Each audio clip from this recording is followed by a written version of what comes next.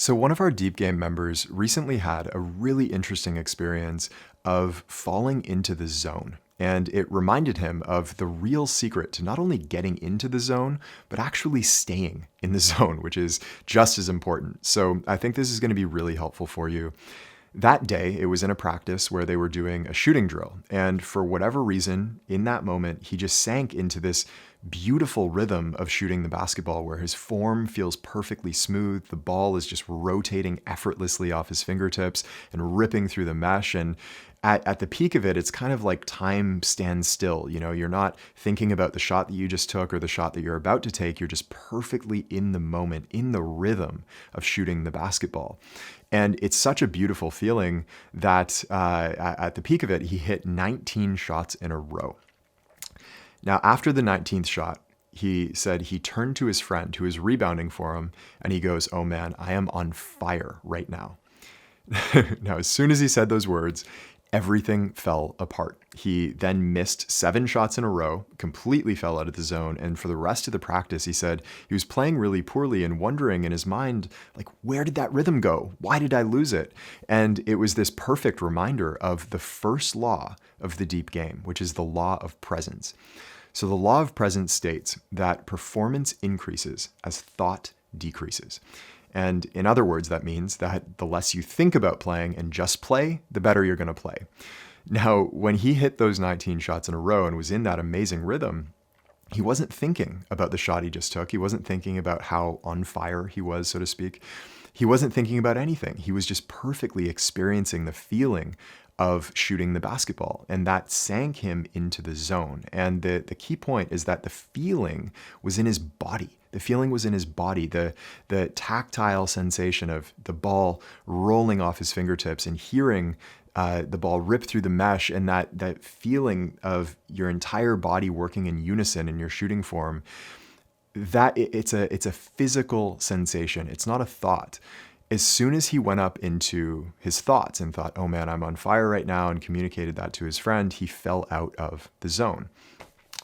Now, it kind of reminded me of that Kobe Bryant story that we share in the Deep Game Masterclass about Kobe's 81-point game. And a few years after Kobe's 81-point game, he was in an interview with Jalen Rose, who, of course, guarded him for a portion of that game. And Jalen said that the most impressive part of Kobe's 81-point game was that he never seemed to celebrate all of the shots that he was hitting. He never beat his chest. He never pointed up at the crowd. He was always completely locked into the moment, almost like just very even keel. And Kobe's response to that was priceless. He said, "The trick is staying present, okay? As soon as you celebrate the shot that you just hit or how well you're playing, you've fallen out of the moment. And all the zone really is staying present in the moment." He also said the trick is, how do you do that, right? So in this player's case, when he hit those 19 shots in a row, how can he have the mental strength and the focus and the ability to stay in that rhythm without falling into thinking patterns and throwing him out of the zone? And if you get this right, I promise you, you can actually unlock the zone almost at will. You have the mental ability, almost like flipping a switch, to turn the zone on, and then you know when it turns off and maybe you fall out of a rhythm or you fall into thinking, you can turn it back on. And the trick to all of this is actually to train it, okay? There's no magic button. I know we're talking about flipping the switch off and on, but if you were to step into a game right now, there's no magic button that you can just press to go into the zone. You have to actually train this like any other skill in your game. And the way that we do it in Deep Game is with a minimum of 15 to 20 minutes per day of mental training. So this can be really, there's a infinite number of forms of meditation, and we don't even call it meditation, we call it full focus. But a really simple one that we share in the masterclass is you can just sit down like I am right now with a basketball in front of you, and you can just look at the basketball, okay? So you choose the ball as your object of focus, and you focus on the ball, and anytime you find your mind wandering away from the ball, You just bring your focus back onto the ball. Now, you don't have to use a ball. You can close your eyes and use your breath, or use really anything else that you want to focus on. But that act of focusing on something specific and then catching yourself whenever your mind wanders and bringing your mind back is like that bicep curl for your brain that makes your mind a little bit stronger every single time you bring it back. And finally, you're going to find that over days, weeks, months of doing this practice every day, you're going to find that you have the ability to simply bring your mind back and hold it in focus at will. And that's when, if you hit those 19 shots in a row and you're in that perfect rhythm with your jump shot, you can actually hold your mind in that rhythm. You don't have to fall out of it and fall into thinking. And if you do fall into thinking, you can just simply bring yourself back and just switch that rhythm back on and fall back into the zone. So the answer truly is to train it. And this is what all of Phil Jackson's teams did each day. There's stories about the Chicago Bulls, like sitting in a dark gym for 30 minutes every day before practice. I know the Lakers did this before film sessions together. Kobe did it himself every morning, he said, for 10 to 15 minutes. First thing every time that he woke up, and I believe he went beyond 10 to 15 minutes later on. We actually recommend more than that. We say at least 15 to 20. Some of our advanced players, we have a professional player doing 90 minutes a day.